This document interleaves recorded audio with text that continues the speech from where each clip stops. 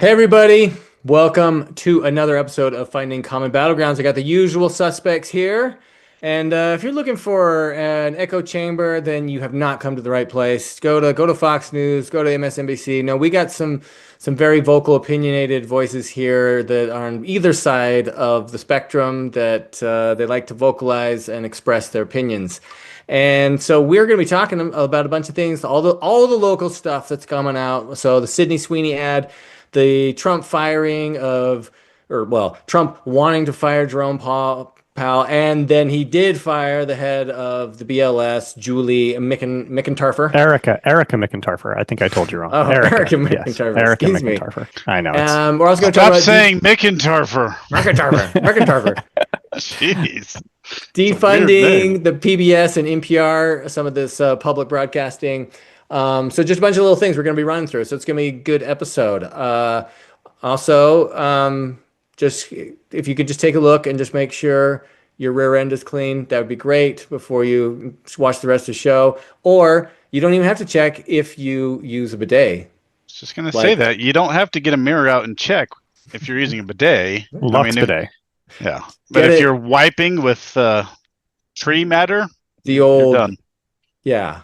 Like medieval era technology, Yep. tree bark. Yeah. And yeah. Who knows what could be down there? Get a squirrel or something in there. So, Lux bidets. Try it. Get one. Gotta get one. All right. Let's do Let's it. jump in. Sydney Sweeney ad. So Josh, go. Yeah. Tell us what it is, Josh. Just give us. Actually, Josh, reenact it for us. Yeah. Okay, I'm going to be 100% honest here. I don't even really know. What? All I know is Tom proposed some topics, and that was one of them. And Ryan went, "No, I don't want to talk about that. I want to talk about Trump being a douchebag." And I did went, not "Yeah, of say course, anything about of Trump course." being a douchebag. I did not say that. You wanted to talk about Trump firing people. McEntarfer or whatever her name is. You didn't want to talk. Okay, yeah, that. You didn't want to talk about this thing that I actually don't really know much about because I don't care, that makes all of the wokies look absolutely insane. You were like, "Nope, I don't want to do that. I just want to talk about Trump." I wanted to see Josh do a reenactment is what I wanted. I think I saw the picture today. I don't actually know, but wasn't she like no, she's laying down. She's laying down. She's laying down. I don't even know. Somebody else better. Down, and she's like putting her pants on and like doing the button up, right? Oh, okay. And her jacket's completely unbuttoned, so she's got like really hot Levi jacket stuff, right? Yes. And you can totally see some side boob or whatever. Like it's all like that's all part of what's going on. I guess I should have go look at it. Dang. What I'm saying, I wanted the reenactment, like a reenactment of this by Josh Cragen. You want to see my side boob? Yes, that's why I came on tonight. That was the only reason why I came on the podcast was to and see all Josh of our reenact listeners just left. We just got a lot more listeners. No, I mean, okay, so obviously it's an ad for American Eagle. Is that right? It's American Eagle. That I did know. Yes. And the way that it's worded, you can see how people could take it a very specific way. That she's doing a play on the word jeans. Jeans. Right? Because jeans is Jeans for like Levi's or, whatever. And then there's also Genes. And she basically says, I have really good jeans. Mm-hmm. And she's a blonde, white, blue-eyed individual. So, yeah, some people are like, that doesn't look great. Right? And then I actually think the right made a bigger deal out of it than the left did. So that's not accurate. I don't know if she actually says I have really good jeans, but she said I like my jeans. My jeans are blue. Kind of like with the implication that like mine are superior, right? Kind of an idea. So, yeah. And it's just a pun. Like it's so silly that anybody got up in arms over this. Like, did we not grow up in the 90s and the 2000s where like I distinctly remember Carl's Jr. commercials where they had like a lady with super tight shorts and shirt on and she's all wet and she's eating a hamburger on the hood of a car or something. Like they're totally leaning into that whole sexual sex appeal. Yeah, it's all sex appeal. I get that. Sex appeal. Yeah, totally. it's just the play on the word jeans is what I think got some people. How silly. Well, okay. There's no So racial if somebody, overtones there. well, but if That's so somebody dumb. did do that, right, then yeah, I think we should care. If somebody's like, hey, white supremacy is good, I think we'd all be That's like, not yeah, what it that's is. bad. It's I a play on understand that, words. Josh. I understand that. What I'm saying is, if it was that, we should all be condemning it, right? And I Right, think we can right. all And get everybody would. Let's find common ground. Well, I don't That's think not what everybody it would. That's the was. problem, right? But this is where it got this is why it got some traction, is because there's a play on the word genes, right? Yes. And you could take it two ways. Whether that was intentional or not, American Eagle pretty quickly backed away and was like, that was not intentional. And if that's the case, fine. No, not a story. And this is why I said, I don't want to make a big deal out of this because they're denying it, right? And I don't think Sydney Sweeney's out there be like, yeah, I'm a white supremacist and a eugenicist, That's what I meant. right? That's exactly what I meant. She's not doing that. So do we want to make a big deal out of this? I don't. I just like move on. But right? it did. That's all It made a splash for all of a day. It's been about a week that I've heard about it. I never read anything about it because We're still talking truly about don't Epstein's care. mansion. I just read an article yesterday on Epstein's mansion. That's what I want to talk about. I was actually going to wild card both of you because you had all of these dumb things you want to talk about. Labor Bureau of Statistics. McEntarfer, say her name. Say my name. And I died a little inside. I just read an article, or I read a headline that said like 10,000 FBI agents were tasked with reviewing all of the materials. No, they were tasked with redacting Trump's name out of the materials. I was like, oh, that's what I want to talk about. Screw you guys. Put him in jail. Yeah. I'm just kidding. We don't have to talk about that. Well, yeah. Really there's only so many. This is only a 2-hour podcast usually, but yes. So let's just get. So I do want to. Okay, I want to throw out this idea. This was interesting. Because it comes on like what were we like a decade ago? Wasn't it Elizabeth Warren, the senator from I think it's Massachusetts? Yeah, she's from Massachusetts. She was touting like her Native American heritage, right? Yep. And like saying like, well, I'm a sick, and she was like, I'm Native American, and then it ended up being like I'm a 164th Native American, right? Less than that. It was like a little watered down, right? But the fact that she's touting it, right? And it was like, I have this. Her contribution to the cookbook was her pow wow chow. Well, I'm just saying she was touting that, right? Like that this gave her some clout, right? Yep. And they got her jobs. They got her. It advanced her career. There's no doubt about it. Well, I don't know about that, but that's definitely, she definitely thought so, right? I would think so. It made her more qualified, more, I don't know. But, so that's interesting, right? That it's like, that's almost blatantly saying like this is better than, to have this blood in me is better. I don't know that it's better. It just gives somebody a minority status, right? And so, Yes. and we've talked about like affirmative action, and people have all sorts of opinions on affirmative action, but that's where it would come in, right? It's not like she's saying, hey, Native Americans are a superior race and like everybody's beneath them and we should engage in eugenics for Native Americans. She's saying, right. I have Native American ancestry. And has that gotten her places in the past? I don't know definitively. I honestly don't. I'm not trying to say yes or no.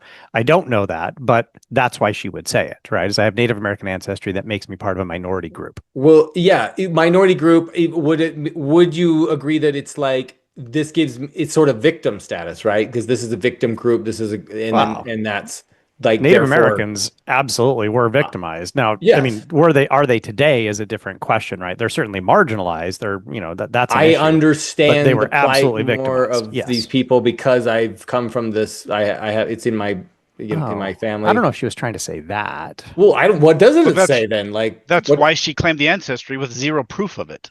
Well, no, she's released DNA evidence. She had there Native is. American It's pretty. ancestry. It's pretty marginal. It's like 6 to 10 generations back or something, right? So yes, it's very marginal. I'm not debating that. She does have it, right? But I think Josh and I have it, right? So if you do, if we do our 23andMe, one of our great grandfathers diddled a Native American, right? We're using diddling again. I mean, it came out That's in our what it DNA. is. Yeah, Yeah. I mean, it came out yeah. So we have Native American ancestry, right? And, I don't know when it happened. So. Guys, why here? Run for the Senate. Come on. I'm too afraid a cowboy will You're shoot me. wasting this. Yeah, I'm not going to claim it. So I think we're good. But Well, anyway, okay. So what was yes, your point, Tom? My point is like it would sure seem like she was making a claim that gave her something, right? Some kind of edge and advantage to have this heritage, and like, but yet we're like, but you can't tout that you like because You can't be a pretty white woman. You even said a second ago. You said that, eugenics, but like as if implying that maybe if you were a white supremacist that you were in favor of eugenics, but that's not necessarily true either, right? No, that's not. And so it's like I don't know. I'm just trying to figure out like it's like even the idea that you would imply that your white genes are better is a sin, but yet we had someone touting it like. Well, but she wasn't saying I was better. She was saying I'm a minority because of it, right? So she's not like. She was bragging I think about those it. are very different. Yeah, but I don't think it's the same thing, right? I think those are very different arguments. But it's incontrovertible that people in these minority groups have been trying to use that as for clout and status and to get better positions and to get university jobs. Like otherwise, why are they claiming it? I don't know about clout and status, to what end? But okay, so if you're a member of certain Native American groups, you actually do get privilege on the reservation, right? So you can actually get some payments, you can get different things. Some of them, like the Seminoles here in Florida, if you're part of the Seminole tribe, they're the ones who owned Hard Rock casinos, right? So if you're actually part of the tribe, you can actually lay claim to some of that. Okay, and they get payments that's not what she was doing. No, that's not what she was doing. She was using this to be a minority. She was saying, I'm a minority. You've admitted as a faculty member in colleges that if you have two equally qualified candidates for a scholarship or whatever, and one's black and one's white, if they're equally qualified down the board, you're giving it to the black person. Yeah, the minority. That's why people are claiming this crap. Absolutely. Yes. You can get she's not saying she's superior. So it's not a superior thing. It's okay. I've historically been marginalized because of my ancestry. So recognize that, right? And I don't know how you would fall out on that, Josh, but my approach is equally qualified. I will go to the minority, right? Equally qualified. How often is it actually equally qualified? Right. And There's this no is such where thing as equally qualified. Sure, and I get that. And this is where some people would say, no, we have to give a leg up to the minority. And I would say, look, if we were like really, really close, maybe, but I'm not going to hire somebody who's unqualified for a job just because they're a minority. But that has happened. Sure. I'm sure it's happened, right? Have I ever been involved in doing that? Absolutely not. I am. You would be opposed to it. I'm absolutely opposed to hiring somebody who's not qualified for a job just because they're a minority. But that makes no sense to me. You're just because you're opposed to it, and good on you. Not everybody is. No. Yeah. It has gone too far, and now the response that most people are having to the backlash about Sweeney is, "Are you freaking kidding me? This is so stupid. Why do you think the right and Trump won the last election?" Because the wokies I don't think the left really went crazy over this. I think a few people were like, poor choice of words. Moving on. I will admit Stephen Colbert did show it on his thing, and he said, and he was showing some pieces, and he did say, like, I think people are overreacting to this. Yes, right. Exactly. And he did admit it. Yeah, but yeah, sure. A handful of people were like, poor choice of words, and I agree. They're the minority of these really outspoken lefty wokies. I agree, but everybody's pretty sick of it, and that's why most people in the nation are like, "Are you kidding me?" Most people are panning them because it's so benign. It's just a freaking commercial about jeans. Yeah, it is. I very much think it's a offender for a word kind of a thing of just like we're getting bent out of shape out of just craziness. But the thing that kind of bothers me about it is the left doesn't care that it's like sex exploitation. They don't care that anybody's exploiting this young lady for money. Like, that's not the problem. Yeah, like, we don't even care about that. Yeah, we don't care about that. We care that there could possibly, in some weird, crazy context, be racial overtones. That's what we care about. We don't care about that they're exploiting her. That's what I have a problem with. Well, do keep in mind that she signed up to do this, right? So Sure. she 100% said, like, this is what I want to do. 18-year-old porn stars, they all sign up to do it. Doesn't mean they're not being exploited. The vast majority of them are young and they're in desperate situation. Could. I mean, if you really want to argue that's no, because I'm going to say the same thing about the NFL, right? They're doing the exact same thing. Yeah, they're exploiting young men. Their bodies. That's they're a little absolutely exploiting slightly their bodies. Different, but I'm not really going to disagree with you. But right? I mean, well, one difference is these people are destroying their brains, right? These people are paying for sex, and we are prudish in our society and say that you can't do one, but the other one will give you millions of dollars to destroy your brain and die on average 15 years. The other one gives you millions of dollars. Yeah, too, a lot of these porn stars are making millions of dollars too. Well, some of the porn stars maybe, right? But your typical, you can't tell me it's not exploitation. Like I'm not going to defend the NFL. Fine, but one, like if it walks like a duck and quacks like a duck, it's a duck. Both of them would be physical exploitation of individuals, right? I agree. You're allowing people to exploit their bodies for profit. Cool. I'll trade you. In my mind, there is absolutely no difference between professional athletes and prostitution. That's interesting. Well, I'm going to have to think about that. I mean, there is a difference. The difference would be your physical body versus your virtue and your physical body. Your physical body, your virtue, your reputation going forward. Like, there is a difference. Are they both being exploited? Yes. Common ground. Yes, I agree. I'll trade you. When you become president, you get rid of porn, I'll get rid of the NFL. Deal? Get rid of porn. Dude, porn led to the revolution in VHS tapes and then DVDs and the internet, right? Like, porn is what drives technology in this country. No, 100%. I wish I was wrong, but where is all the cutting edge AI going? Oh, it's going into porn right now. Oh, yeah. 100%. It's driving all of the technology. Rock AI girlfriend is just the tip of the iceberg. I don't know if either of you have seen the Living in the Shadows or something. It's this vampire spoof show. Yes, I've seen some of the episodes. Yeah, I haven't seen much. It's too dirty for me. Weird.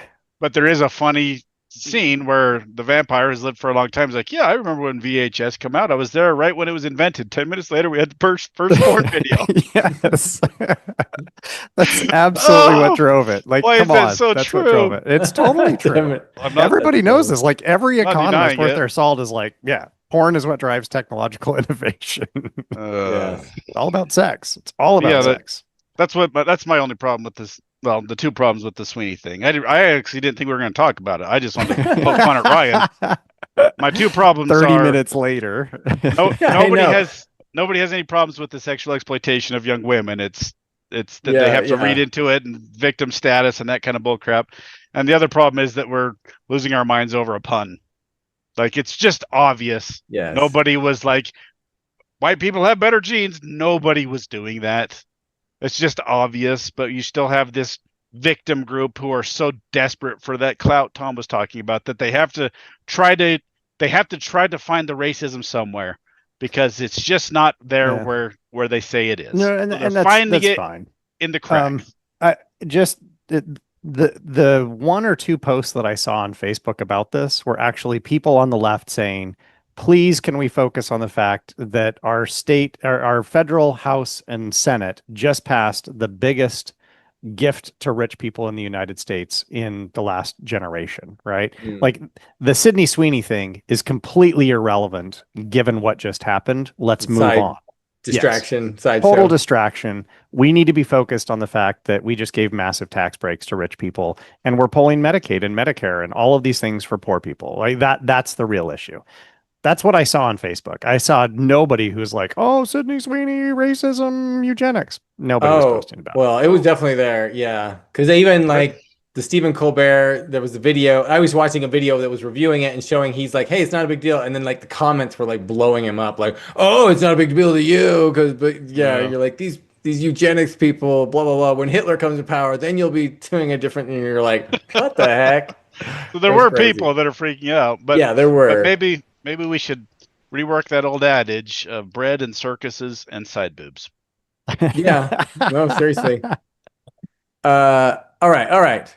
Trump's Sure. firing everybody in here. Watch You're your fired. hide your kids, hide your wife. He's firing everybody in here.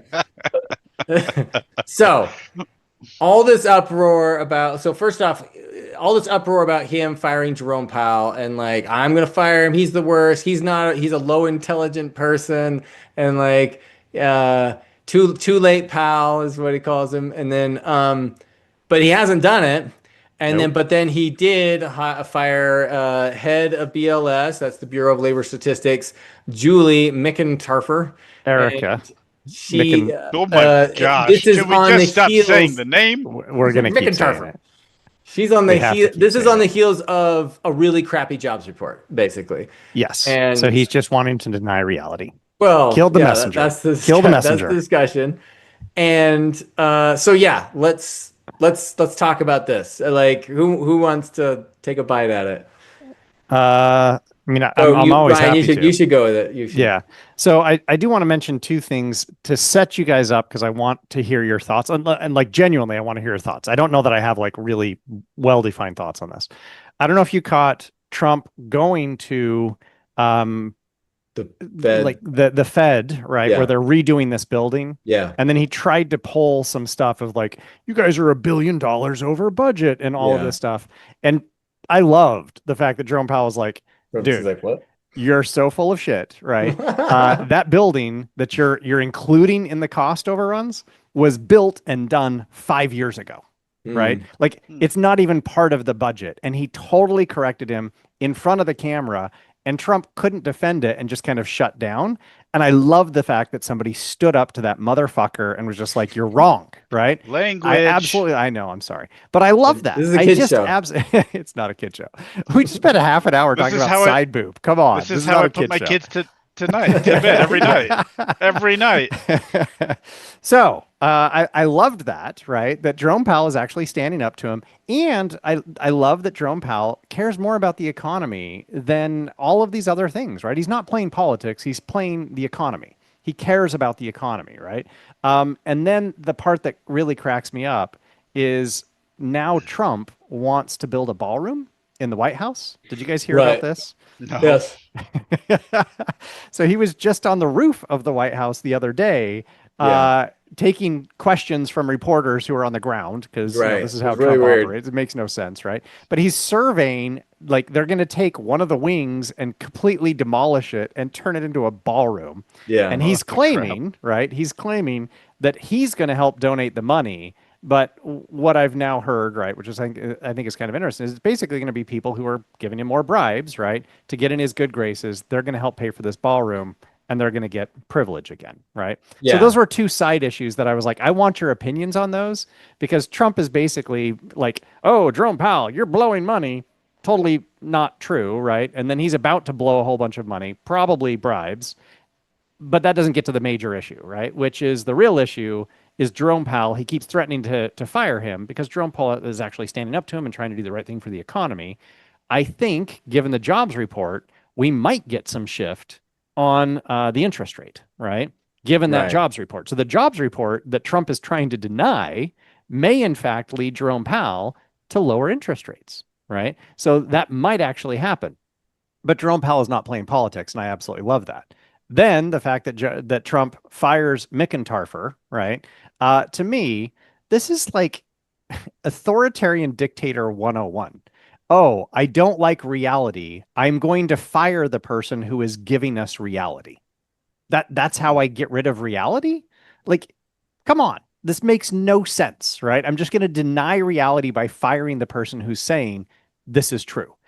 This is a major issue. If we can't trust government statistics like these, and we've debated, you can't trust a lot of things. I get that. The government numbers are usually the best numbers that we have when it comes to economic data. Ryan's making a really good point.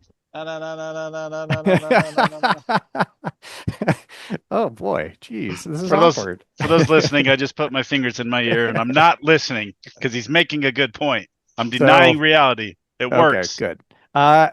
I'm just kind of blown away by this, right? And I love your guys' take on it. Like every piece of that, we can leave the first two because I thought those were just fun side points, but there are main issues here. Yeah. Okay, there's a lot. Hopefully I remember Yeah, there's everything a I was lot thinking of here. here. As a real estate agent, I would love that he'd fire Jerome Powell because then he can force the interest rate down and the market's going to move. Excellent. As a human being, I think it's absolutely crazy. Like I don't know that Jerome. I don't really want to stick up for him. I don't know that he's been the best Fed chair. But the fact that Trump's trying to bully him because he wants him to lower the interest rate to keep the market moving is disturbing. And I'm actually going to give Ryan 100% agreement here, and I'm really confused. Because again, I think after our last episode, I've made it clear I'm not in Trump's pocket. He's done some stuff that I really like. He's done some stuff that I think he should be in jail for. One of the things that I think he's always been pretty good at is just being in reality, of seeing like he'll do something, he'll say something, he'll make a policy decision, and then he'll get blowback, and everybody's like, nope, we don't like it, and he'll actually listen. And he's not so much an ideologue that he won't look at reality of what he's doing and make course corrections, because he loves a good headline. He wants everybody to be in line, right, in his pocket. So Ryan has a look of disbelief on his face, but Trump really has been good at paying attention to the reality of the situation, far better than, say, Joe Biden. Joe Biden was so delusional, like he didn't know what reality was, right? Okay, but we are also talking about somebody who is very old, and we're all agreeing that he probably had dementia. So. But several of the last presidents, like, I don't think Obama was completely divorced from reality, not even remotely, not anywhere not close completely, but well, we don't need to go down that rabbit hole. Okay, good idea. I could argue that, but let's stay on topic here because there was a lot here. Yeah. Trump has always been good at identifying reality. Say what you will about him. He's been good at making course corrections when, like with the tariff thing. He's like, here's the tariffs. And then there was some media blowback. And he's like, well, okay, let me pull back on that a bit. Right.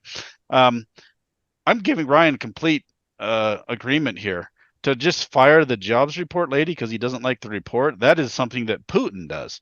Like, Putin's cronies are so afraid of telling him anything he doesn't want to hear because he'll kill them. They lied to him about the status of the military. They're like, oh, yeah, we can take Ukraine, no problem. And then they find out there's all this graft and corruption in the military because everybody's lying to the guy because they're afraid of him. Full agreement there. This doesn't really track for Trump's track record. I know Ryan's been saying he wants to be a strongman dictator for a long time. Well, this is what it looks like. This is what it looks like. This is not good. This is strongman dictator. And I don't know enough about McEntarfer. Maybe she had it coming, but She's this looks a career bad. Bureaucrat. All she does is report numbers. This is pretty weird. So I'll give Ryan a lot of agreement on this one. It's surprising to me. And again, I'm talking about a guy I said should be in jail. This was one of Trump's strong suits. Maybe it's going to his head. I don't know. Tom? Okay. I got a lot to say about this, but so there's a few things. So like one, okay, so there was this whole thing about Trump firing Jerome Powell, and okay, this is what I'll say. Trump, the few things that I've stated about Trump, and I will continue to state about Trump. Trump is an opportunist, and Trump is not stupid. He is smart, and so I don't know if I even agree about you, Josh, about the reality thing, because Trump says some crazy stuff, right? That's like not true, right? And it's like, what? All the time. And he's smart and he's an opportunist. And it's like, he knows. So like the thing is, I think what got him into office is he knew that the Democratic Party was so freaking corrupt and just messed up that he just needed to be like, hey, look at this. And everyone's like, yeah, right? And he knew that. He's smart enough to know it and take advantage of it, right? Will he continue to serve his self-interest is the problem? Yes, is what I think is going to continue to happen. Now, here's where I think he's actually pretty smart in a number of different ways. Like, I don't think he ever intended to fire Jerome Powell. But what he's doing is what I would probably do as well, is he's discrediting Jerome Powell and saying he calls him too late Jerome Powell. You want to know why he calls him too late Jerome Powell? Because the Fed is always too late. Always. And like he knows what's going to happen because it happens every single time. And all you have to do is look at the Fed funds rate and it goes like this, 0, cranks up to 5%, goes back to 0, goes back up to 5%. And it's they move it in small percentages. It just, they move it over time. 6 months, right? And then they crank. It's pretty fast as far as that's not like usually. There's a big argument that like that the fund rate should be discovered, not dictated, right? That it should be just left up to the markets. And yes, that's my vote. Oh, 100%. And the fact that, so it's like, look, inflation. Oh, it's transitory. And, oh, it's not transitory. Oh, we'll crank the interest rate up, right? And now it's like, well, everything, there's all these, this stat all shows that we're in a recession, but the labor market's fine. So we're going to keep the interest rate up. And it's like, oh, it's not fine, right? And you're like, oh, now we got to crank it down. And so this happens every time we break something in the economy, and then we got to yank it's like, so Trump knows what's going to happen. And so he's just like, hey, he's an idiot. He's stupid. He's dumb. And then when it all goes down, he's going to be like, I told you he's stupid. And like, he's going to look right. And that's basically what happened on Friday, why the market like melted down. Cause it was like, oh, look, because I don't know if you heard, it was, expectations were 100,000 jobs. We came in at like 73,000. Not too far off, right? It was like it missed, but it wasn't like too bad. The big thing was there was they revised the previous 2 months. Jobs over the last 3 months that were like, oh, those actually didn't exist that we reported on. Yeah. And so they revised the previous 2 months, and that's when the market tanked. Yes. That and the fact that he's also put in tariffs again, right? So he's got some tariff deals, but he just cranked them back up to 40%. The market had a massive, I don't want to call it a correction, but it did. Yeah, it freaked out, right? It dropped massively over the course of a week, but particularly on Friday. Yeah, bond market went nuts, and so like everything was like, oh crap, and it's recovered some, but like it's so there's this, but like this is just that's I'm just. So now I think like I actually think he knows what he's doing, and I think this is playing out kind of into his hands. And so I'm going to transition over to the BLS thing. Okay. And this is the issue we have is that there's this sort of retroactive, like the GDP. So I've mentioned this before, like the GDP growth in 2008 to fall of 2008 was revised, and it was like originally a growth of like 2%. It was revised 8 times over history until it was like a negative 0.5%.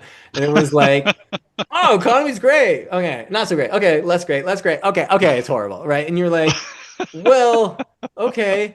And this is a common thing. And so we keep talking about government data, but there's actually been a lot of people criticizing these government reports, saying that they're not accurate and there's a lot of problems, and that they're actually left. So one of the big things that they said why they revised down was they have surveys. They send surveys out to employers, and they're saying so many people are not replying to the surveys that they're like, finally they do, and then they're getting this bad data and stuff like that. But one of the issues is there's this bias always to the upside when they report, and then we always have negative revisions down is the most common thing, is the negative revisions down. And so you're like, why are you biasing up? And why and negative revising down? Because you want to show good stuff, right? It's not.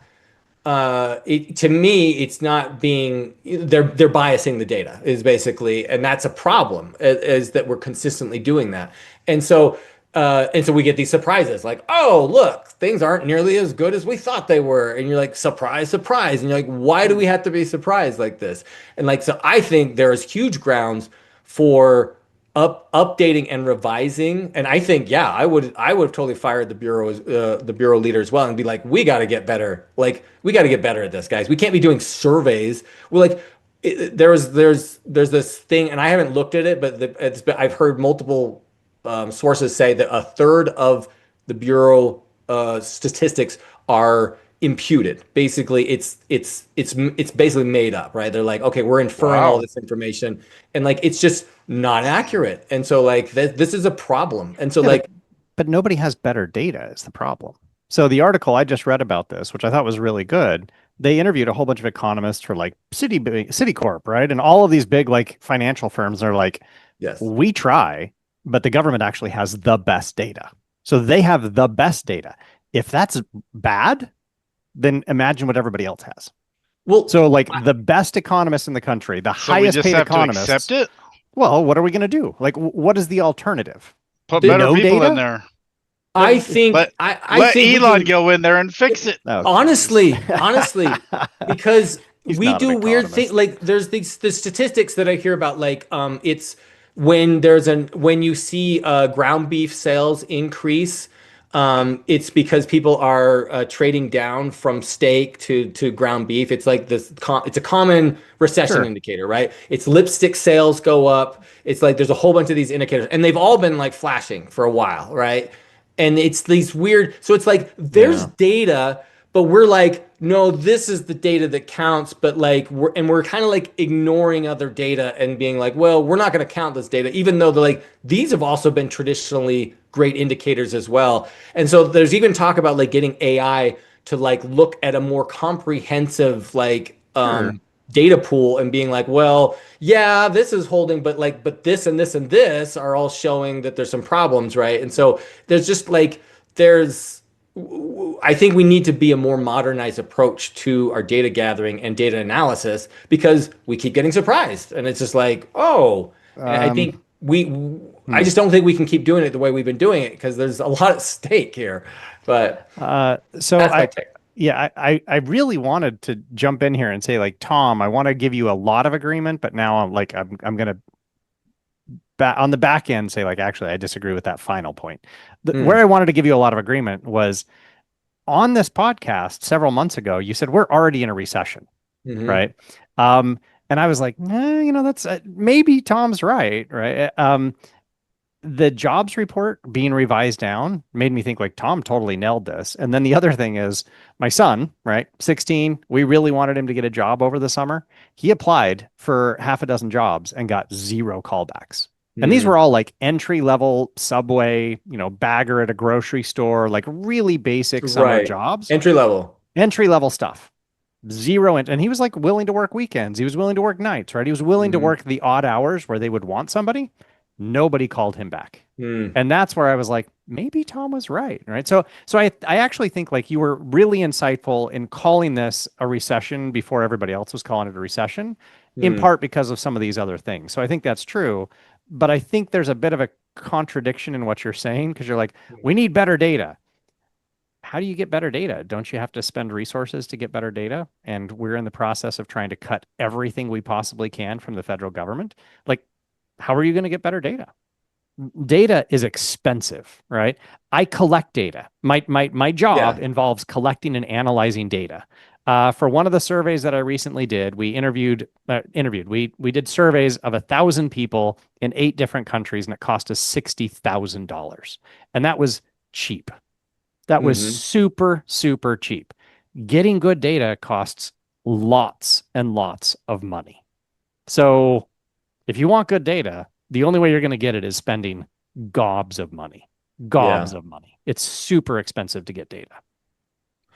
all I'm saying is I think there's like we could do like I said we could there I think there's data already out there that we're not that the Fed's like we only look at these 2 things and you're like there's a lot of other stuff out there that shows is painting a contrary picture to your labor statistics and I'm like we need to look at everything and like I said a more comprehensive approach to like all that data because this is just like 2008 was this is just like 2008 where like I don't know if you remember the default rates on mortgages held up and we kept everything's like we're keep looking at the default rates they're holding up everything's fine and people are like no I think there's problems they're like no look the default rates are fine and what was happening was people had so much equity in their house they were like able to borrow against it even though they like didn't even have income they're borrowing against the appreciation in order to pay the debt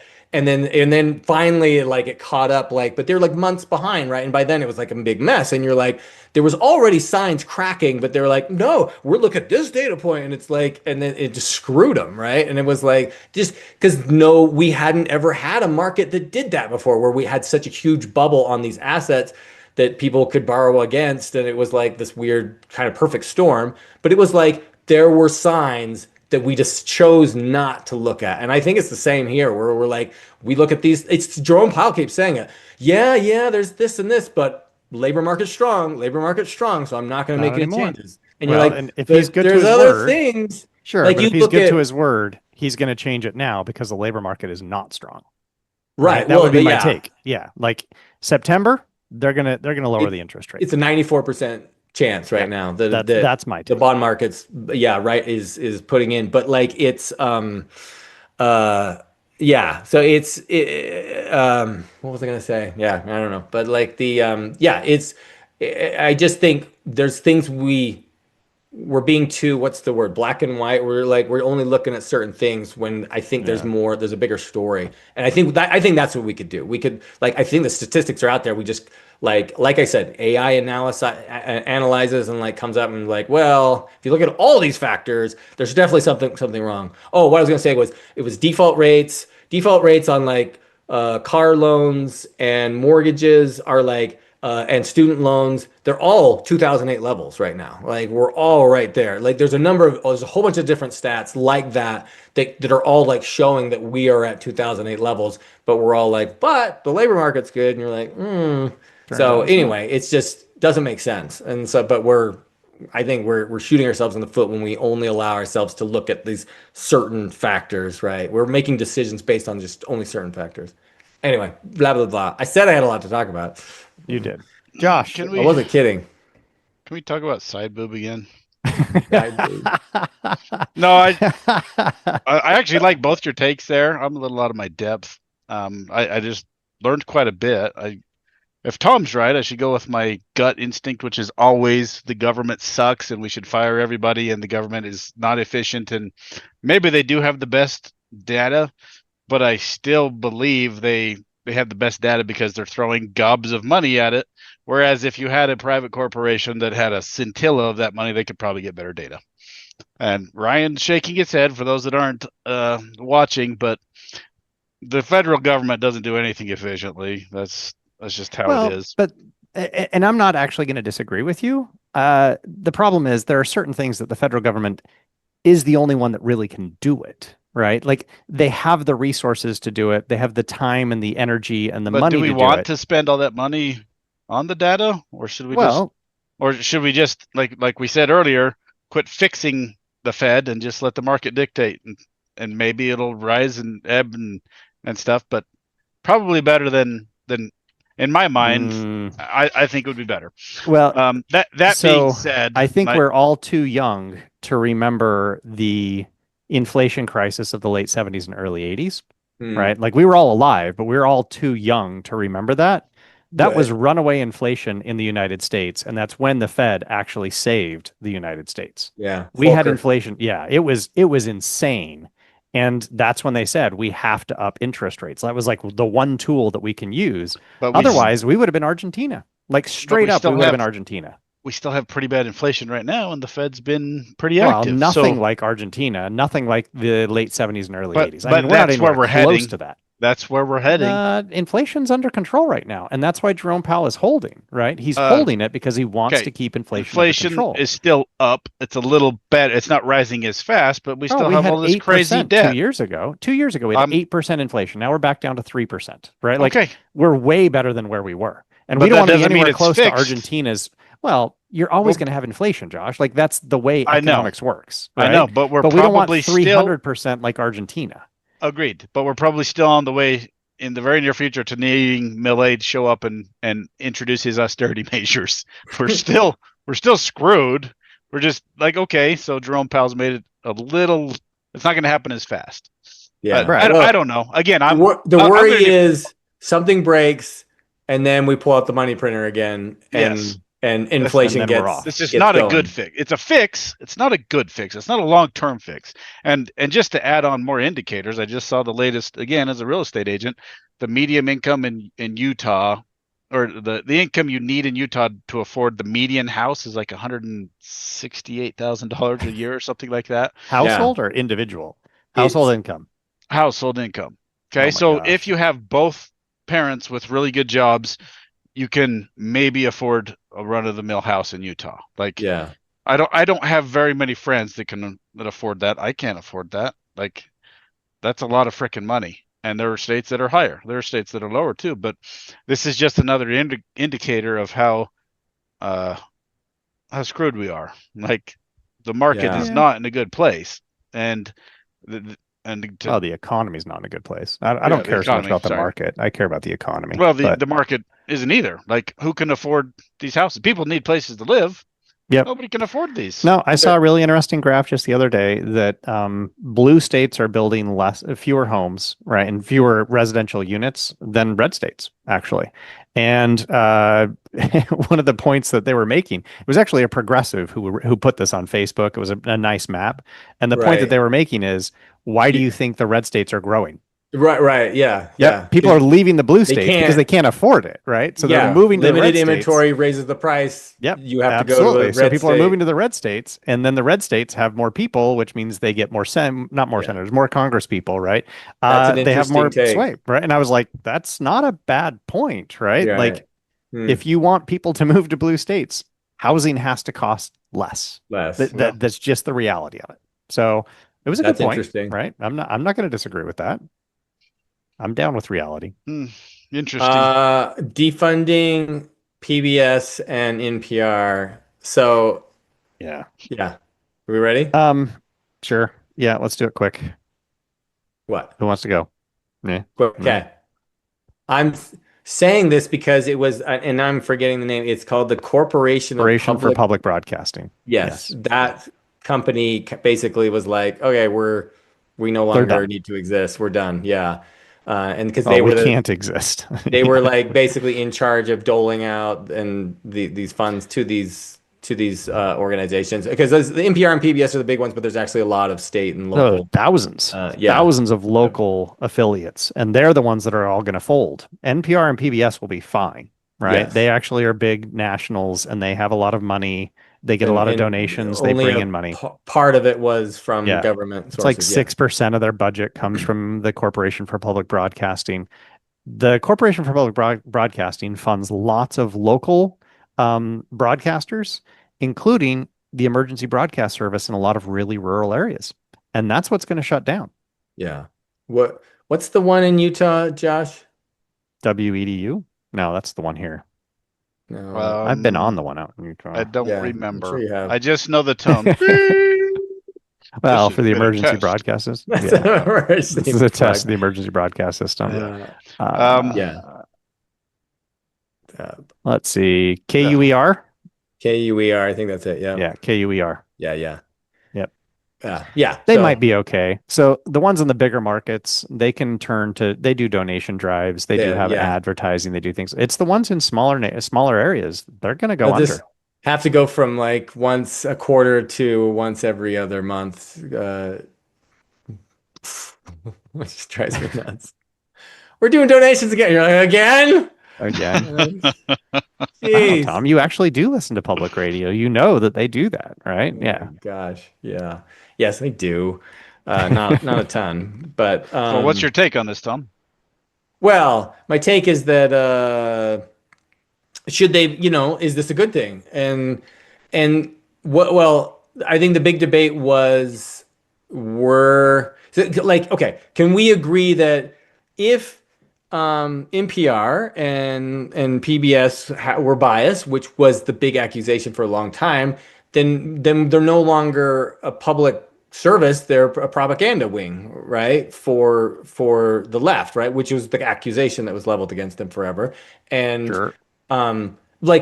If they were biased, can we agree that we shouldn't be funding a propaganda machine? Sure. Yeah, we shouldn't fund hold on. I think we all actually are in favor of funding American propaganda when it's being sent into Russia and the Middle East and various places. Right. Voice of America has been going on for what, almost a century now, right? We've funded that, and I don't know, are we all opposed to funding American propaganda? Like It's the proper way USAID of life. or I mean, to channel Tom and Josh, we do have the best culture on the planet. Yeah. Ooh. Talking our language, Ryan. Just saying.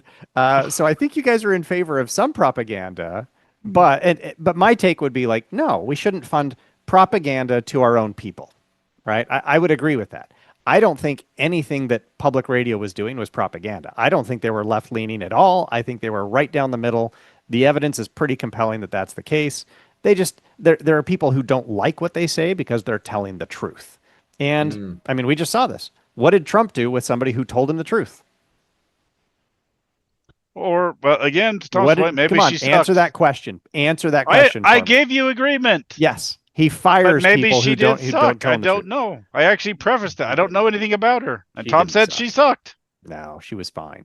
Yeah, Okay, she was really good at her job. She and was he didn't doing like her the job. numbers. I would She agree. was 100% doing her I job. don't. If she, okay, the second Ryan said she's a career politician, immediately, No, or a she's career bureaucrat. Career bureaucrat. Yes. Yes. As soon as she said that, I Yes. went, oh, You're she like, should be fire fired. her. Yeah.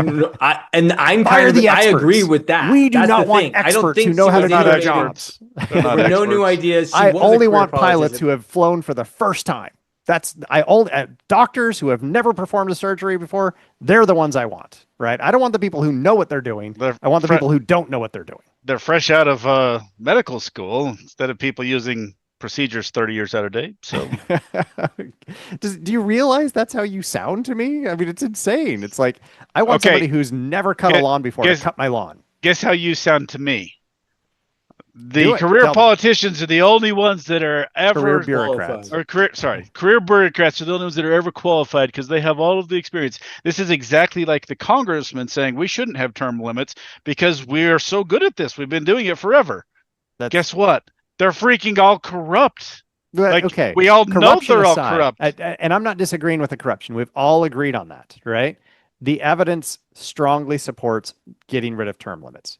Term limits are actually really, really bad. I think we should have them for president, right? But for all the other positions, there probably shouldn't because every time you bring somebody in new, there's a massive learning curve and you lose institutional knowledge.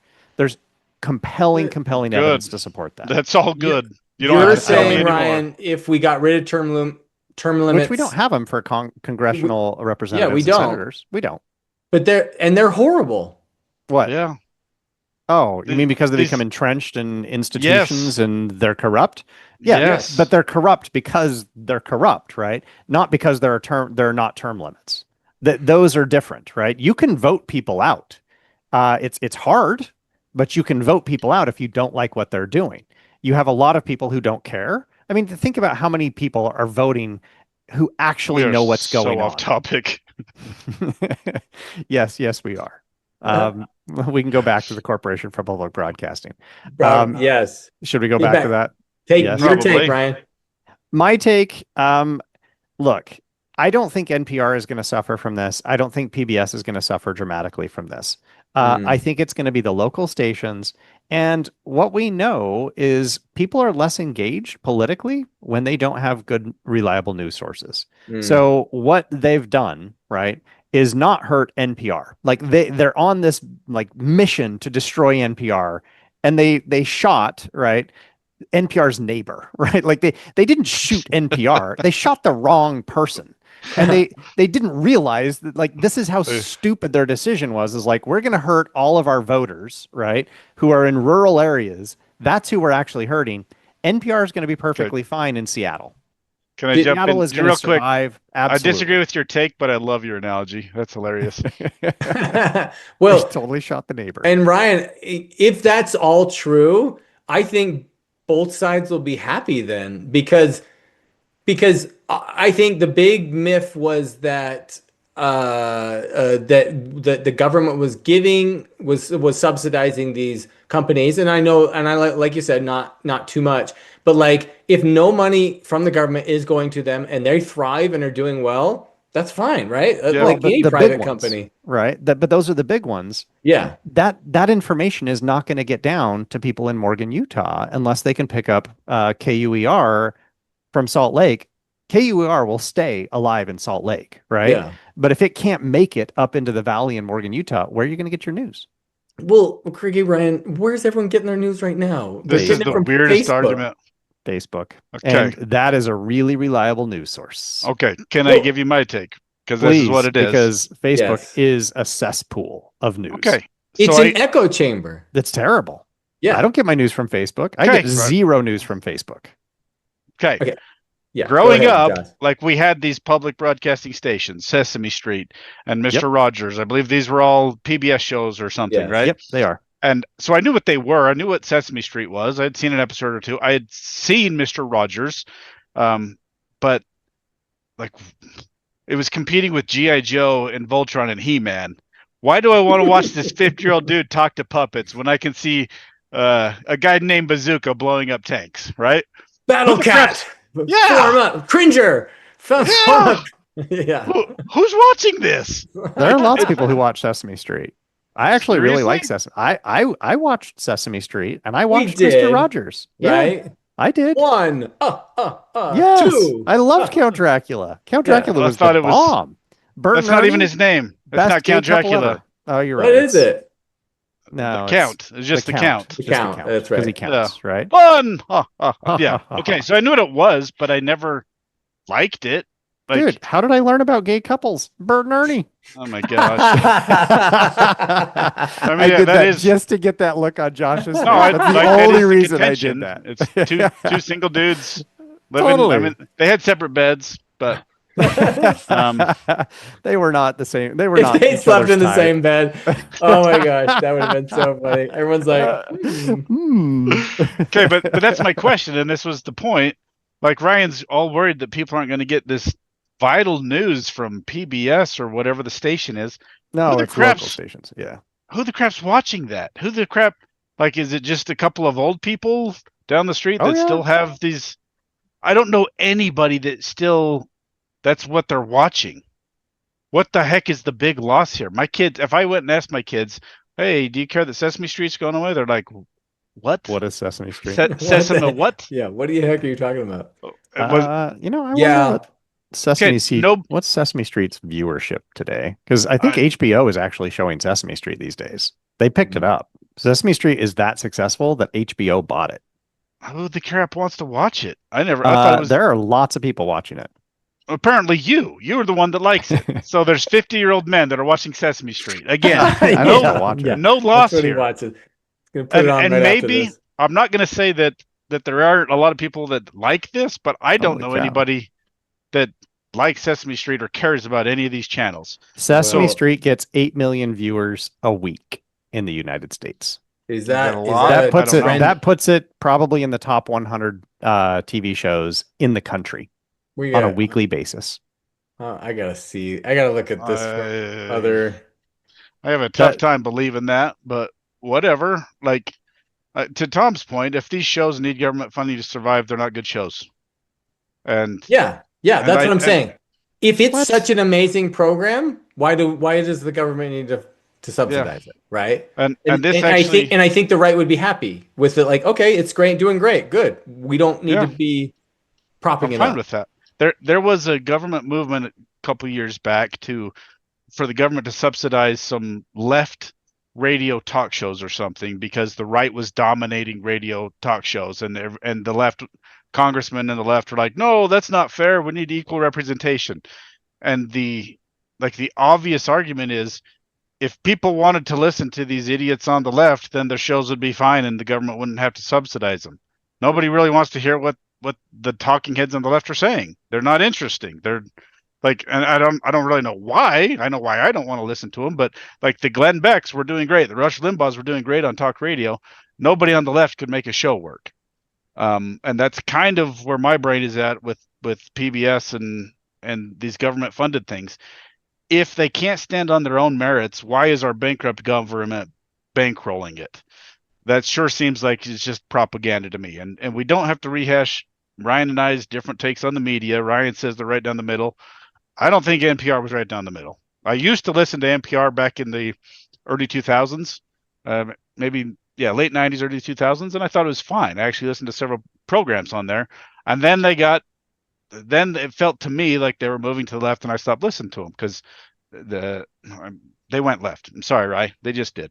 So why agree to disagree? I don't think that's true, but that's why fine. Does our bankrupt government, who has negative money, why do we need to bankroll programs that nobody's really interested in? And again, who's getting their news off of these news sources? I can't remember the last time I heard any news from any of these places. That lots of people are interested in, then they should be fine on their own without our assistance. Exactly. Right. Yeah. No problem. Like if they're going to exist on their own merits, cool, power to them. I'm not saying shut them down. I just don't think the government should be funding stuff like this. I think it's all irrelevant stuff. I don't think it's irrelevant. According to because you like Sesame Street. According to this citation on Wikipedia, Sesame Street is the 15th highest rated children's television show in the United States. Currently. That's what I'm seeing. Wow. It's not all time, that's current. Yeah. It's done really, really well. Now HBO Max picked it up. They declined to renew it, and now it's on Netflix. As of 2025, Netflix has picked it up. I have nothing against Sesame Street. Like I knew what it was as a kid. It didn't interest me. Probably there weren't enough people getting killed. Maybe that says something about the idea. I think. Did anyone even die on He-Man? Like they never killed. Oh, there's good fights. Nobody died. G.I. Joe. Nobody died. Yeah, they never hit anyone with those freaking guns. No, they're always missing. But like I'm not trashing Sesame Street. Like Mr. Rogers, apparently he was like an awesome dude. I didn't see that. He was actually Tom Hanks thing. Seemed like a really awesome dude. Seemed like he actually cared about kids. He was genuinely a really good person. Awesome. I love that. Wasn't for me. Him talking to those little puppets, I thought that was creepy. It wasn't for me. Okay. If somebody wants to watch it, great. I don't want Sesame Street to die. But I don't want our bankrupt government funding it. Okay, can I play devil's advocate? Because I love playing devil's advocate. But can I play devil's advocate for just a minute? Right? 1 minute. 1 minute. It seems to me that the right is decrying the decline of values in the United States. That they're like, oh man, like people are so corrupt and all they care about is sexualizing people and all of this stuff.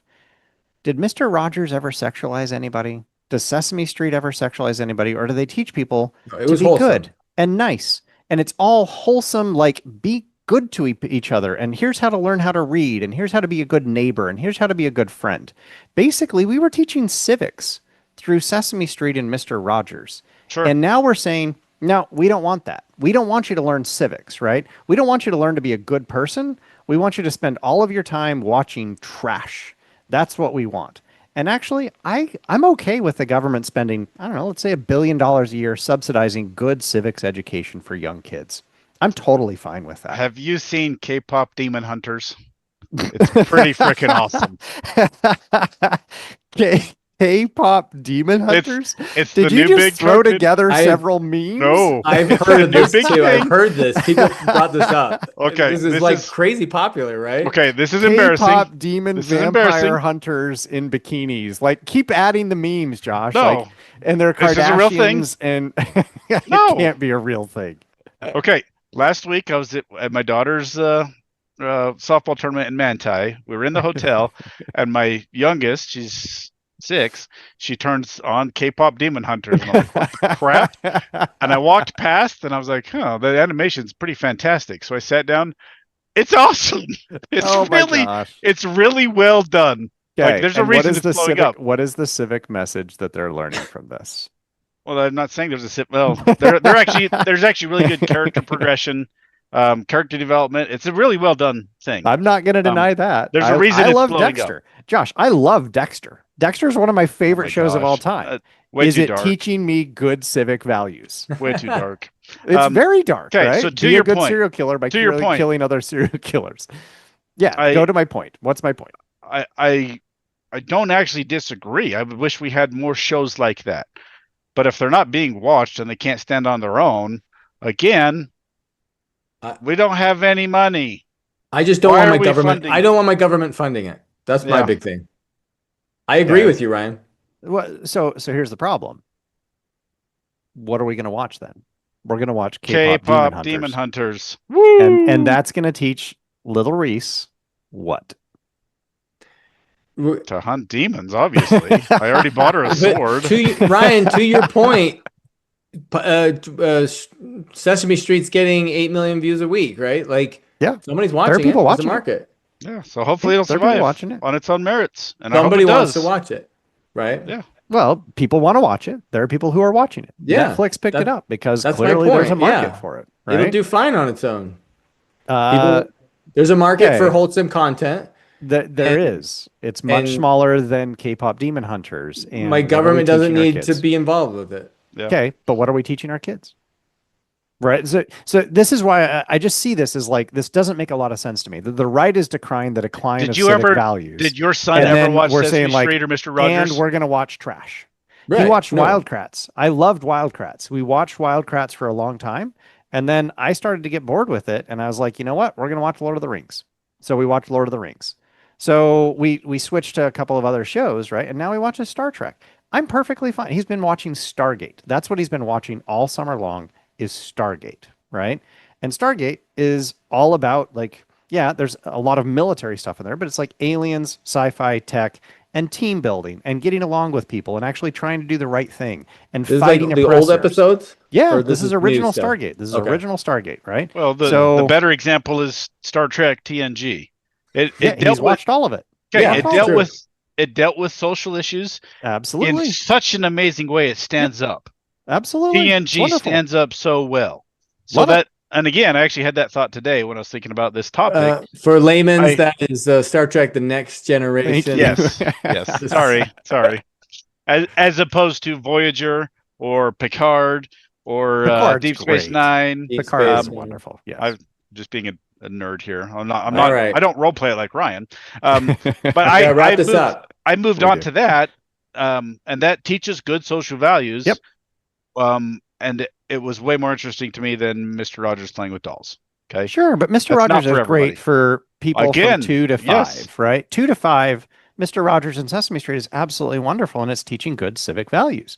So I find it really hard to get behind a group of people who are saying, civic values are declining in the U.S. We need to teach civic values, but we want to defund the organization that's actually teaching civic values, right? Like that to me is so hypocritical that I'm just like, do you not realize wrong. you're shooting, you shot the neighbor, right? Now you're shooting yourself in the foot and you're like, but it's all the left who's doing this. The lefters, they're destroying this country. And I'm like, oh, really? Really? You pulled the plug on Sesame Street and it's the left who's destroying this country. Come on, I don't think people. Sesame Street was going to save the country. We don't have any money. Elmo was going to actually Grover was going to save the country. He is a superhero. So, oh my gosh, you still watch Sesame Street, don't you? That's your dirty secret. I loved Sesame Street. Sesame Street was great. Apparently, it didn't do great under HBO. HBO kind of killed it, but I always thought it was dumb. I always thought it was some dude on like an acid trip. Like, what the heck's a Snuffy? A Snuffleupagus. All right. What is that thing? Thank you, Tom. Good discussion, everyone. That was good. We went all over. We did. Got some good agreement. Yeah. Anything? Last final words? Anything? Guys Josh with dolls. Josh does not approve. Josh is still thinking side boob is what he's thinking. Yeah, if CBS or PBS had a little more side boob on only Sesame episode Street. Josh was watching was the Sydney Sweeney. She was the guest. Sorry. All right. Thanks everyone for tuning in. Man. Yeah, and, have a good evening. That's a terrible ending. Josh, we may not always agree when it comes to politics, even though we're trying, but there is one thing we agree on. There is only one way to clean up after going to the bathroom, and that's with a Lux bidet. I've been a proud owner of a Lux bidet for years. I have literally owned a Lux Neo 320 since 2013. That's the warm water model. Talk about happy, fun, poopy time. When I leave the bathroom, I know I'm clean and ready to talk politics in a civilized manner. Exactly. Using a toilet without a bidet is about as uncivilized as it gets. Civil conversations demand civil hygiene practices. And that is why our listeners should get themselves a Lux bidet. And just to be clear, Lux is not supporting one side or the other in this podcast. They support civil conversations and clean butts. Lux is supporting this podcast, but they don't support one side or the other. They support civil conversations and clean butts.